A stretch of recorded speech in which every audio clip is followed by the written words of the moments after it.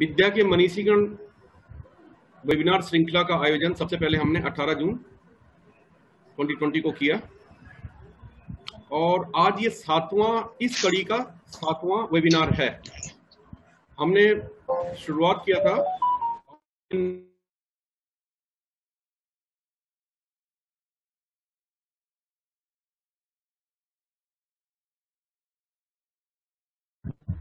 के जीवन वृत्त एवं कृतित्व पर प्रकाश डालने के लिए यहाँ पे विद्युत मंडली उपस्थित है। मैं सभी विद्युत जनों का अपने हृदय से आभार व्यक्त करता हूँ, उनका स्वागत करता हूँ। जहां तक संस्था का प्रश्न है, professor BNGL education foundation trust की स्थापना 2 मई 2014 को की गई थी। प्रोफेसर BNGL प्रसिद्ध गांधीवादी और जयप्रकाश नारायण जी के मीडिया मैनेजर या उनके जो है राइट हैंड माने जाने वाले एक समय प्रोफेसर BNGL की याद में इस संस्था का गठन किया गया, इस ट्रस्ट का गठन किया गया। प्रोफेसर BNGL गांधी विद्या संस्थान से जुड़े रहे और जयप्रकाश नारायण जी की विभिन्न कार्यक्रमों में, चाहे वो संपूर्ण क्रांति हो या कई अन्य जितने भी जो है सामाजिक सरोकार के जो बड़े बड़े मुद्दे हुए हैं जिन पे इतिहास गवाह है जिनका, उन मुद्दों से जुड़े रहे और 1991 में गांधी विद्या संस्थान में कार्यवाहक निदेशक के रूप में वो अवकाश प्राप्त किए। उनकी मृत्यु 2013 में हुई, 83 वर्ष की अवस्था में। तो संस्था का मुख्य उद्देश्य है वो है कि बहुत सारे वेबिनार्स, बहुत सारी गोष्ठियाँ आयोजित करना, विशेष रूप से उन लोगों के जीवन के बारे में जिन्होंने समाज को बहुत कुछ दिया है किंतु किसी न किसी कारण से वे या तो उतनी प्रसिद्धि नहीं पाए अपने जीवन काल में, पॉलिटिकल कारणों से या जो भी कारण रहे हों, या उन लोगों को जिनको धीरे धीरे करके विस्मृत किया जा रहा है, जो कि नहीं होना चाहिए। हमारा कर्तव्य है कि विस्मृत किए जा रहे मनुष्यों को अपना योगदान देके, चाहे जो उनके जन्मतिथि हो या पुण्यतिथि हो, उस अवसर पे एक कैंडल जला के ही उनकी यादों को तरोताजा रखा जाए और आने वाली पीढ़ियों को भी ये उनके बारे में बताया जाए। तो इन्हीं शब्दों के साथ मैं पुनः आपका सभी का एक बार स्वागत करता हूं और प्रोग्राम की एंकर शालिनी जी को रिक्वेस्ट करता हूं कि वो कार्यक्रम को आगे बढ़ाएं। बहुत बहुत धन्यवाद। धन्यवाद सर। कार्यक्रम को आगे बढ़ाने से पहले कुछ केंद्र बिंदु है जिनके बारे में आपको मैं बताना चाहूंगी। कार्यक्रम के बीच में अगर कभी भी आप एग्जिट हो जाते हैं तो वापस से सेम लिंक जो आपको मिला है उसी लिंक का इस्तेमाल करके आप इस चैट बॉक्स में वापस से आ सकते हैं, इस वेबिनार में वापस से आ सकते हैं। और एक टेक्निकल सेटिंग की हुई है जिसकी वजह से 7 मिनट के बाद आपका माइक ऑटो म्यूट हो जाएगा। तो समय का हम सभी को बहुत बहुत ध्यान रखना है। और आगे हम अगले प्रमुख वक्तागण को बुलाना चाहूंगी, डॉक्टर अत्रि भारद्वाज जी। डॉक्टर अत्रि भारद्वाज जी एक वरिष्ठ पत्रकार हैं और एवं जाने माने साहित्यकार हैं। डॉक्टर अत्रि भारद्वाज जी, आप अपने माइक को अनम्यूट करके अपनी बातें हमसे शेयर करें। हेलो, आवाज आ रही है? हाँ जी सर स्वागत है। आज हम लोग बहुत ही श्रद्धा के साथ बाबू श्याम सुंदर दास खत्री जी की जयंती को मना रहे हैं। कल हिंदी दिवस है और आज हिंदी के लिए बहुत सादा काम करने वाले खत्री जी को हम लोग याद कर रहे हैं। आपके बारे में मैं थोड़ा बता दूं। आपके पिता लाला देवी दास खन्ना थे, माता का नाम देवकी था और आप द्विवेदी युग के महान साहित्यकारों में से एक थे। आपने क्वींस कॉलेज से इंटर किया, 1897 में बीए किया और 1899 में हिंदू स्कूल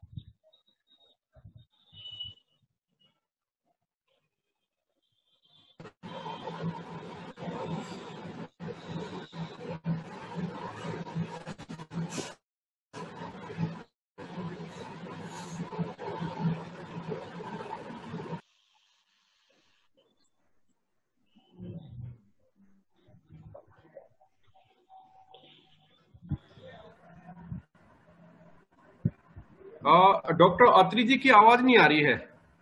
शालिनी, अब आ रही है?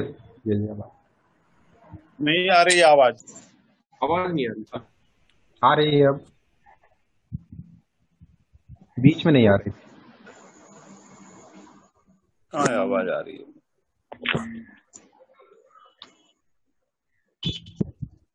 शालिनी चेक करो, अत्री भारद्वाज जी की आवाज आवाज नहीं आ रही है। Yes, आवाज तो नहीं आ सर रही। अपने को अनम्यूट करके फिर बोले सर जो है।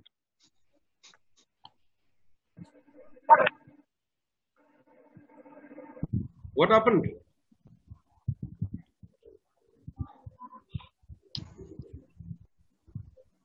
हेलो, हाँ सर, आपकी आवाज नहीं आ रही है। अभी आ रही है कि नहीं? हाँ आ रही है सर, आ रही है जी। आ रही है जी। तो मैं ये बता रहा था कि आप रुक कर आवाज फंस जा रही है। 1993 में आपने नागरिक प्राणी सभा की स्थापना की अपने कुछ मित्रों के साथ, जो हिंदी का एक प्रतिष्ठित केंद्र भी है। श्याम सुंदर दास जी की अंग्रेजी और हिंदी पर मजबूत पकड़ थी, और बाबू श्याम सुंदर दास जब पढ़ाते थे हिंदी में, लेकिन विशेषता ये थी कि वो डांटते अंग्रेजी में थे और प्रशंसा पत्र भी जो देते थे वो अंग्रेजी में देते थे। आचार्य सीताराम चतुर्वेदी जो विख्यात साहित्यकार थे, आपके शिष्य रहे और हिंदी की 50 वर्ष तक सेवा की, और कोश, इतिहास, भाषा विज्ञान, पाठ्य सामग्री निर्माण आदि में हिंदी को आपने समृद्ध किया।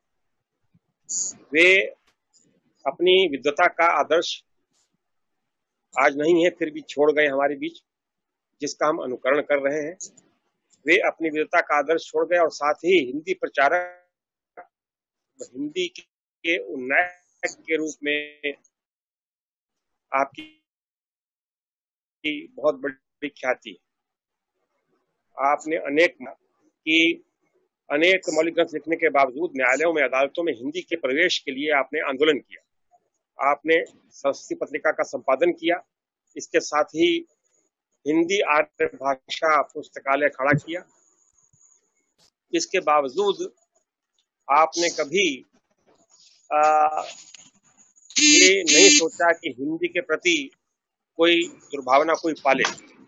मैं बहुत संक्षेप में बता दूं कि आपकी जो शैली थी वो बड़ी विचारात्मक और गवेषणात्मक थी, और महावीर प्रसाद द्विवेदी ने इनके बारे में कहा है, मातृभाषा के प्रचारक विमल बीए पास, सौम्यशील निधान बाबू श्याम सुंदर दास।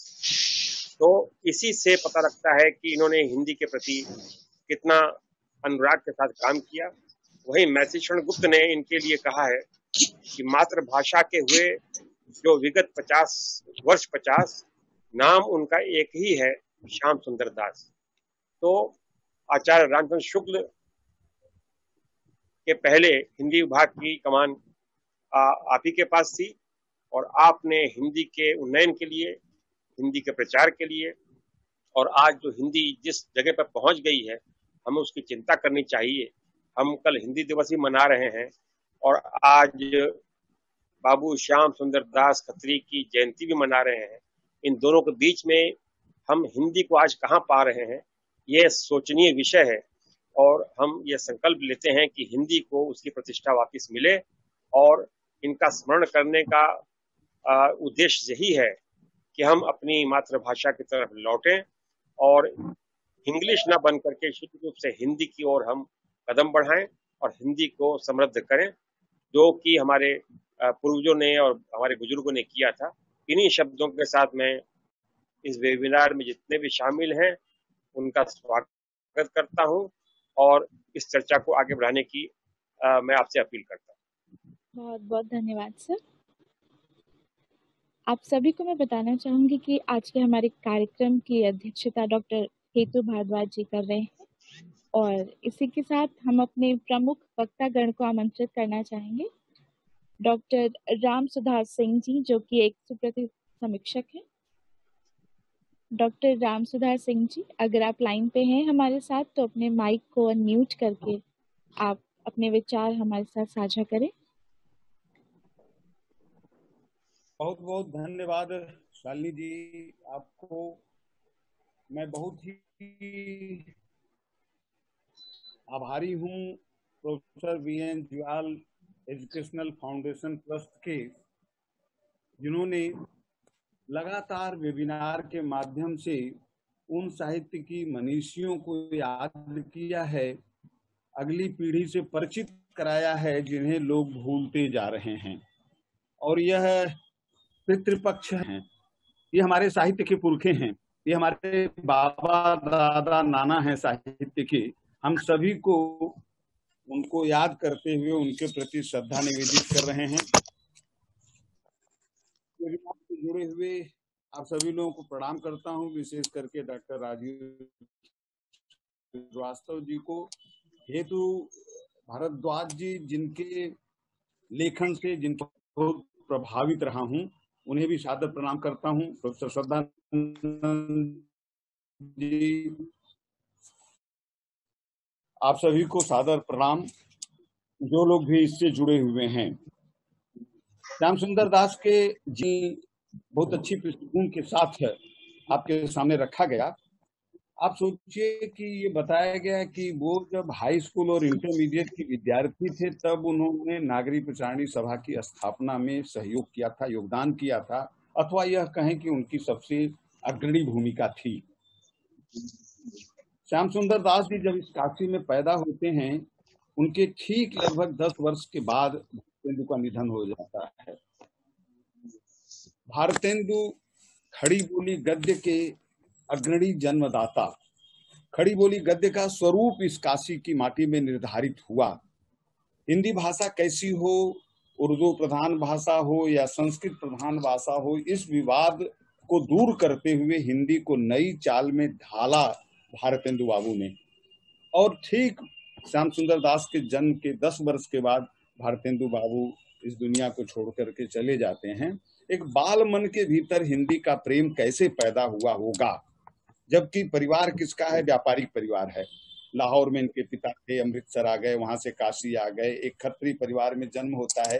साहित्य का कोई लेना देना नहीं है, लेकिन काशी के अंदर भाषा को लेकर के भारतेंदु जी ने जो एक हलचल मचाया था काशी में, भारतेंदु जी ने जो लेखक मंडल बनाया था, भारतेंदु का जो बड़ा व्यापक उद्देश्य था हिंदी भाषा और साहित्य को लेकर के, वह एक काशी में एक चेतना पैदा हुई थी। उस चेतना से यह बालिक प्रभावित हुआ। और सचमुच आज के दिन यह आश्चर्य की बात है कि श्याम सुंदर दास जी इंटरमीडिएट में पढ़ते हुए राम नारायण मिश्र और भाऊ शिव कुमार सिंह के साथ मिल करके इन 3 विद्यार्थियों ने काशी नागरी प्रचारणी सभा की उन्होंने स्थापना किया। और एक तो ये बहुत महत्वपूर्ण काम है उनके जीवन में। इसके बाद संघर्ष भी बहुत है। वो लखनऊ में कालीचरण में जाकर के अध्यापकी करते हैं, शिमला में जाकर के सिंचाई विभाग में काम करते हैं। माइक को थोड़ा पास में कर लें, आवाज थोड़ी धीमी आ रही है। हेलो हेलो हेलो, आवाज नहीं जा रही है? कहीं ना कहीं हाँ सर, आवाज गड़बड़ है, कम आ रही है, थोड़ा कम आ रही है। मतलब माइक अगर क्लोज रखें, मुंह के क्लोज रखें तो ठीक है, आवाज आ रही है। हाँ, तो इसके बाद जो है इतना इन बातों के बाद भी उनका मन यहाँ रमा हुआ है और इसके साथ साथ उनका लेखन चल रहा है। एक दूसरा बड़ा काम भाऊ श्याम सुंदर दास जी का है और वह काम उनका यह रहा है कि उस समय काशी हिंदू विश्वविद्यालय की स्थापना, उसके बाद वहां पर स्नातकोत्तर स्तर पर पढ़ाई प्रारंभ हो गई है, कोई निश्चित पाठ्यक्रम नहीं है। नागरी प्रचारणी सभा और काशी हिंदू विश्वविद्यालय दोनों एक साथ जुड़ करके किस तरह काम कर रहे थे, उस समय इस पर विचार करने की बहुत अधिक जरूरत है। स्नातकोत्तर स्तर पर कोई पाठ्यक्रम नहीं था। नागरी प्रचारणी सभा का कार्य क्या था कि जो दुर्लभ हस्तलिखित पांडुलिपियां थीं, पूरे भक्ति काल की, पूरे आदिकाल की, वीरगाथा काल की जो भी ग्रंथ हमारे सामने आज उपलब्ध हैं, वे सभी के सभी ग्रंथ नागरी प्रचारणी द्वारा खोजे गए हैं। कबीर का संपादन नहीं हुआ था, जायसी का संपादन नहीं हुआ था। अरे तो क्या कर दिए हो? हेलो हेलो हेलो, यही गड़बड़ी हुई। यस सर, यू आर हाँ सर, आवाज आ रही है। नहीं तो फिर मुझे क्यों लग रहा है कि आवाज नहीं पहुंच पा रही है। ऐसे में नहीं उस सर, समय आपकी आवाज आ रही है, बीच में कुछ डिस्टर्ब था। काशी हिंदू विश्वविद्यालय में उस समय श्याम सुंदर दास थे, रामचंद्र शुक्ल थे और अयोध्या सिंह उपाध्याय हरिऔध भी थे। ये काशी हिंदू विश्वविद्यालय और नागरी प्रचारणी सभा, इन दोनों ने एक साथ मिल करके और पाठ का संपादन किया। संपादन के साथ जो है स्नातकोत्तर स्तर पर पाठ्यक्रम किए। और बाबू श्याम सुंदर दास का एक बड़ा योगदान हम मान सकते हैं कि काशी हिंदू विश्वविद्यालय में जब अन्य विषयों को प्रतिष्ठा दिलाई जा रही थी, उनका गौरव बढ़ाया जा रहा था, उस समय एक लड़ाई लड़कर के मालवीय जी के साथ रहते हुए श्याम सुंदर दास ने काशी हिंदू विश्वविद्यालय में अन्य विषयों के अनुरूप हिंदी को स्थान दिलवाया और उच्च कक्षाओं में हिंदी के पाठ्यक्रम को उन्होंने निर्धारित किया। उनके द्वारा लिखे गए ग्रंथों को अगर हम देखें तो एक बड़ी संख्या में उन्होंने ग्रंथों का संपादन भी किया है और मौलिक लेखन भी किया है। उनके द्वारा संपादित ग्रंथों में हिंदी वैज्ञानिक कोश, एक चीज का ध्यान रखना है, जहां श्याम सुंदर दास विशिष्ट बन जाते हैं, जितने भी संपादन अन्य लोगों ने किया और श्याम सुंदर दास ने किया, इनका वैशिष्ट्य यह रहा कि इनकी दृष्टि वैज्ञानिक थी। इन्होंने भाषा वैज्ञानिक दृष्टि से, वैज्ञानिक पद्धति के आधार पर उन्होंने सभी ग्रंथों का संपादन किया।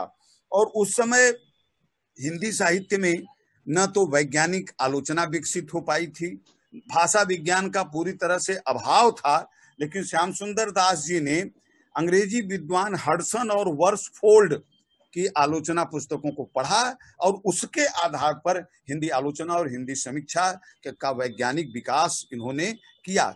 यदि आप उनकी पुस्तकों को देखें तो जो भाषा विज्ञान की उनकी पुस्तकें हैं, भाषा विज्ञान, हिंदी भाषा और साहित्य, हिंदी भाषा का विकास, बिल्कुल शुरुआती दौर में इसको आलोचना की दृष्टि से हम कह सकते हैं कि यह पूरा का पूरा उनका मौलिक कार्य नहीं दिखता है, लेकिन इसके बावजूद हिंदी आलोचना, हिंदी समीक्षा, हिंदी भाषा विज्ञान को श्याम सुंदर दास जी ने जो योगदान दिया वो अद्भुत योगदान है। शायद ये मनीषी हैं, ये तपस्वी लोग हैं जिनकी साधना का फल हम लोग चख रहे हैं। उन्होंने जितना अधिक संपादन किया, उनके कबीर ग्रंथावली के संपादन जिसको हम सब लोग पढ़ते हैं, पृथ्वीराज रासो का संपादन किया, जिसके की प्रामाणिकता और अप्रामाणिकता को लेकर के इतने सारे विवाद चल रहे थे, लेकिन उन्होंने पृथ्वीराज रासो का संपादन किया। परमाल रासो जैसा ग्रंथ जो कि केवल लोक के भीतर प्रचलित था, कोई भी जिसकी पांडुलिपि प्राप्त नहीं थी, उस श्याम सुंदर दास जी ने परमाल रासो का संपादन किया। उनके मौलिक ग्रंथों में हिंदी कोविद रत्नमाला, साहित्यालोचन उनका बहुत ही महत्वपूर्ण भाषा विज्ञान का ग्रंथ है। हिंदी भाषा का विकास, भाषा विज्ञान, हिंदी भाषा और साहित्य। आज हम सब लोग रामचंद्र शुक्ल जी के हिंदी साहित्य के इतिहास से परिचित हैं, प्रभावित हैं। उन्होंने हिंदी साहित्य को एक नई दिशा प्रदान किया था, लेकिन ठीक उसके पहले श्याम सुंदर दास जी ने अपनी पुस्तक हिंदी भाषा और साहित्य में एक खंड, 2 खंड है इस पुस्तक के, मोटा ग्रंथ है यह। इस पुस्तक के पहले खंड में वो हिंदी भाषा के विकास को दिखाते हैं और दूसरे खंड में हिंदी साहित्य के विकास को दिखाते हुए उसका इतिहास प्रस्तुत करते हैं। 2 और बहुत ही महत्वपूर्ण ग्रंथ उस समय लिखे गए थे, रूपक रहस्य और भाषा रहस्य। श्याम सुंदर दास जी के साथ इनको पीताम्बर दत्त बड़थवाल और पद्म नारायण आचार्य, इन लोगों ने भी भाषा रहस्य में और रूपक रहस्य में योगदान किया था। दुर्लभ ग्रंथ है ये, जो कि हम सभा में देख सकते हैं। हम यह कह सकते हैं कि, मैं समय को समझ रहा हूं, हम यह कह सकते हैं कि हिंदी खड़ी बोली गद्य को जो स्थापित किया भारतेंदु बाबू ने, उसके स्वरूप को स्थित किया, प्रांजल बनाया, उसे परिनिष्ठित बनाया महावीर प्रसाद द्विवेदी ने। लेकिन महावीर प्रसाद द्विवेदी को सबसे अधिक जिन लोगों का सहयोग प्राप्त हुआ, उसमें श्याम सुंदर दास जी अग्रगण्य हैं।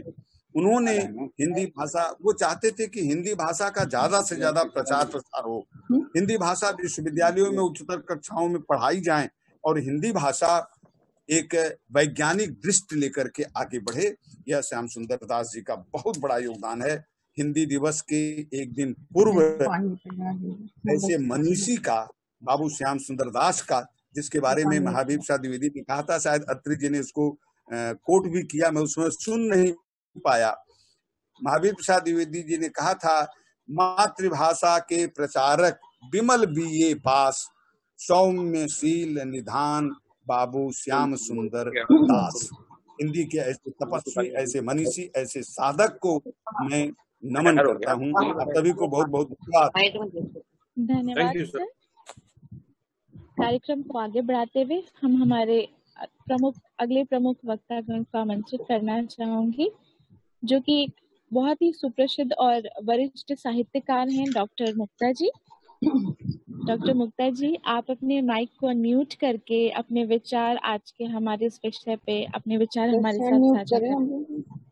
हेलो। हाँ जी मैम। जी मैम। हाँ जी जी जी जी। अच्छा,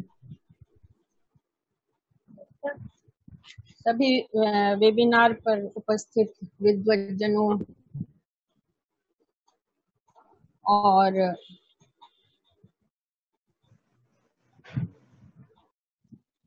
इधर बैठ जाओ। हेलो। हाँ जी मैम, आपकी आवाज आ रही है। अच्छा, आ रही है। पहले तो मैं साधुवाद दे रही हूँ एनजीओ फाउंडेशन को, जो ये पूरा उन्होंने क्रम ये साहित्य के निर्माताओं के लिए ये जो वेबिनार आयोजित किया है। और हमेशा ये संस्था जो है वो इस तरह के कार्यों को आगे बढ़ाने का कार्य कर रही है, तो मैं साधुवाद और शुभकामनाएं दे रही हूँ।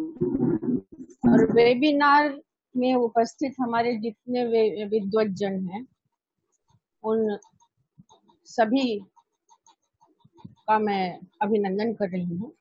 आज हम यहाँ बाबू श्याम सुंदर दास के विषय में अभी हमारे अत्रि जी और डॉक्टर राम सुधार सिंह दो वक्ता बोल चुके हैं, तो मैं उसी क्रम में पहले तो मैं अपने श्रद्धा सुमन अर्पित कर रही हूँ बाबू श्याम सुंदर दास को, क्योंकि आज हम जहाँ पर हैं, जिस हिंदी को लेकर चल रहे हैं, हमारा जो आधुनिक हिंदी साहित्य है, उसके निर्माण में बहुत बड़ा योगदान जो है बाबू श्याम सुंदर दास का है। बाबू श्याम सुंदर दास जब अभी पढ़ ही रहे थे किंग्स कॉलेज में, तो कुछ युवकों ने उसी समय नागरिक प्रचारणी सभा का स्वप्न देखा था, और वो स्वप्न जो है वो हिंदी को आगे लेकर चलने का, हिंदी के परचम को आगे लेकर चलने का था। और उसका जो पूरा रूप वो सन 1904 में जब पूरा भवन निर्माण हुआ और उसका गृह प्रवेश उद्घाटन हुआ, तो उस समय वो पूरी तरह से उनका वो स्वप्न जो है वो साकार हुआ। और बाबू श्याम सुंदर दास का जो एक जो सबसे बड़ा योगदान, जिसे आचार्य शुक्ल ने हिंदी साहित्य के इतिहास में भी रेखांकित किया है, कि उन्होंने लेखकों से जो लेखकों के लिए सामग्री वो उन्होंने उसको जगह जगह से इकट्ठा करके पांडुलिपियां और वो तो, क्योंकि उसके पहले तक इस तरह की कोई सामग्री नहीं थी जिस पर लेखक जो है वो आगे चलकर एक प्रामाणिक रूप से कोई ढांचा खड़ा किया जा सकता था। तो यह सबसे बड़ा योगदान था उनका। और उन्होंने इसके अलावा पुस्तकें जो हमारे शिक्षा उपयोगी पुस्तकें, इसमें जो उनका योगदान रहा, उन्होंने तमाम लोगों को, तमाम लेखकों को इकट्ठा किया और सबसे यह कार्य कराया। शुक्ल जी ने खुद इस बात को स्वीकार किया है कि जो वो इतना लिख सके उसमें बहुत बड़ा योगदान बाबू साहब का था। तो उन्होंने एक तरह से जो हिंदी में शिथिलता आ गई थी उसको दूर करने का कार्य एक तरफ महावीर प्रसाद द्विवेदी कर रहे थे और दूसरी तरफ श्याम सुंदर दास लगे हुए थे। अनेक विद्यालयों और में इन्होंने अध्यापन किया। अध्यापन यहाँ तक कि जम्मू स्टेट में भी राजा के यहाँ ये रहे, बल्कि वहाँ हिंदी शब्द सागर उस समय निर्माण अवस्था में था। पूरा का पूरा कार्यालय ही, शुक्ल जी ने इसका जिक्र भी किया है और मैंने भी अपनी जीवनी में इसका जिक्र किया आचार्य रामचंद्र शुक्ल में, कि पूरा का पूरा कार्यालय जो है एक तरह से जम्मू चला गया था और शुक्ल जी भी पूरा करीब 1.5-2 साल जम्मू में ही रहे थे। तो इस तरह से ये जहाँ भी रहे बाबू श्याम सुंदर दास तो हिंदी के लिए समर्पित रहे। और जब यहाँ पर पहला ये हिंदी का पाठ्यक्रम शुरू हुआ काशी हिंदू विश्वविद्यालय में, तो पहले से ही मालवीय जी के मन में यह आकांक्षा थी कि वो बाबू श्याम सुंदर दास को लेकर आएंगे। जब उन्होंने उनसे आग्रह किया, पहले वो अध्यक्ष यहाँ पर हुए और उसके बाद तमाम उन्होंने बहुत ज्यादा जो पाठ्यक्रम के लिए पुस्तकें यहाँ पर शुरू हुई, उन्होंने लिखा। उनके इसी उसमें ये भी देखा जाता है कि उनका जो अपना स्व रचना कर्म है वो बाधित भी हुआ, क्योंकि वो बहुत ज्यादा और भी बहुत सृजन कर सकते थे, लेकिन चूंकि ये इतना बड़ा वो एक कंधे पर लेकर पूरा चल रहे थे, संगठन शक्ति जो है उनकी अद्भुत थी। दूसरा, उन्होंने हिंदी में बहुत बड़ा कार्य किया कि हिंदी को पूरा आंदोलन खड़ा किया था कचहरी में पहुंचाने के लिए। तो न्यायालयों में उस समय अरबी और फारसी ही थी, तो शुरुआत तो भारतेंदु जी ने की थी और बाद में इसको लेके श्याम सुंदर दास ने पूरा आंदोलन चलाया। और उन्हीं की आंदोलन के कारण आज जो हम देखते हैं कि बहुत कुछ अरबी फारसी खत्म हुई है और एक समझने लायक भाषा हमें न्यायालय में मिल रही है, वो भी बाबू श्याम सुंदर दास की देन थी। उन्होंने एक काम और बहुत बड़ा किया कि जो उर्दू के नुक्ते थे वो हटाए, उसको हिंदी में मिलाया। तो एक तरफ उर्दू के जो क्लिष्ट शब्द थे उनको दूर करके उनका जो उच्चारण नुक्ते वगैरह था वो हटा के उसको हिंदी में समाहित किया। दूसरी ओर संस्कृत के क्लिष्ट शब्दों को भी हटाकर हिंदी में समाहित किया। तो इस तरह से उन्होंने, वैसे तो उन्होंने 100 किताबें उनके उसमें देखे तो उनका संपादन लेकर और स्वरचित लेकर करीब 100 किताबें हैं। तो एक बहुत बड़ा साहित्य का भंडार भी उन्होंने खड़ा किया। मैं इन्हीं शब्दों के साथ विराम देती हूँ और बाबू श्याम सुंदर दास को पुनः अपने श्रद्धा सुमन अर्पित करती हूँ। Thank you. धन्यवाद मैम।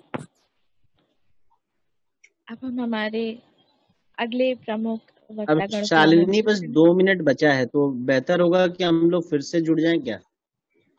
हाँ सर, आप एंड कर दीजिए, हम फिर से जुड़ जाते हैं। हाँ, एक बार हम एंड कर रहे हैं मीटिंग, सभी लोग उसी लिंक से हम लोग जुड़ जाएंगे।